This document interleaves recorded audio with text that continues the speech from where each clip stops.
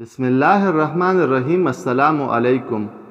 ابو ہریرہ رضی اللہ عنہ بیان کرتے ہیں، تم لوگ کہتے ہو کہ ابو ہریرہ نبی صلی اللہ علیہ وآلہ وسلم سے بہت زیادہ احادیث بیان کرتا ہے۔ اللہ کی قسم، ایک دن اللہ کے پاس جانا ہے۔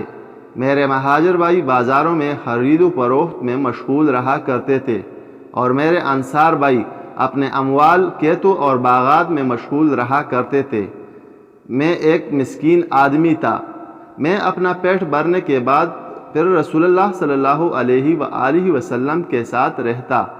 ایک روز نبی صلی اللہ علیہ وآلہ وسلم نے فرمایا، تم میں سے جو شخص میری اس گفتگو کے پورا ہونے تک کپڑا بچھائے رکھے گا، پھر اسے اپنے سینے کے ساتھ لگا لے گا، تو وہ میرے فرامین میں سے کچھ بھی نہیں بولے گا۔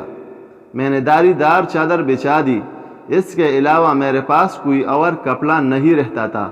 نبی صلی اللہ علیہ وآلہ وسلم نے جب اپنی گفتگو مکمل فرمائی تو میں نے چادر کو اپنے سینے کے ساتھ لگا لیا۔